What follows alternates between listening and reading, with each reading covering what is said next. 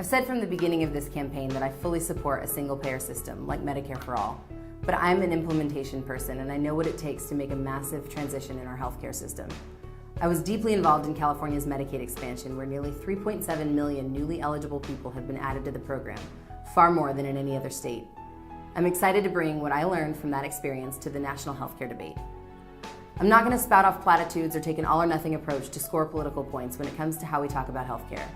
I'm concerned that our leaders are not talking nearly enough about how we can make this healthcare transition successfully and expand healthcare now while working towards a single-payer system as quickly as possible. So here's my plan. First, we have to preserve the subsidies that Trump has threatened to destroy. Second, we need to ensure that the Trump administration can't take other actions to dismantle the ACA through executive orders or administrative directives, like cutting down the open enrollment period like he already has, or slashing the advertising budget to drive people out of the marketplace. Third, we need to stabilize the exchanges by finding creative ways to get young, healthy people onto the market, like incentivizing parents to put their 18 to 26-year-old onto an exchange plan instead of an employer-based plan.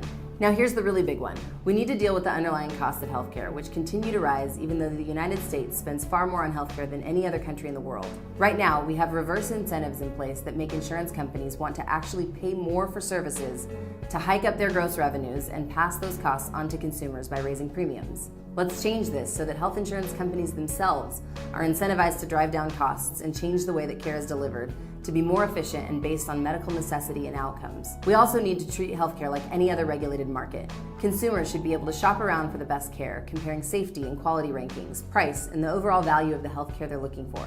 Right now, healthcare is the only setting where you literally sign a blank check, authorizing a hospital or other provider to do whatever they deem is necessary with no idea of what it will cost you, and swearing that you'll be responsible for the bill no matter what. The United States also spends more than any other country on pharmaceutical drugs. We're one of the only countries that does not evaluate the cost effectiveness of drugs and set maximum prices.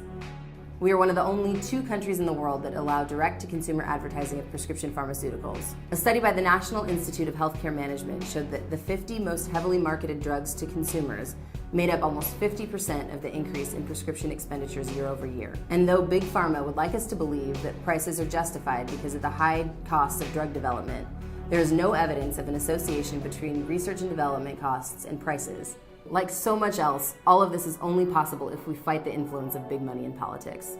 In 2016, more than $500 million was spent on lobbying by the healthcare industry, with nearly half of that coming from pharmaceutical companies. We should use the fact that Republicans want states to have more flexibility to give California the ability to successfully enact a single payer here, where the will of the people is undeniable. So I believe that SB 562, our single payer bill, should be allowed to go through the committee process because, as legislators, it's our job not to just say we have problems with the bill, but to make it something worth voting for, which is exactly what I would do at the federal level.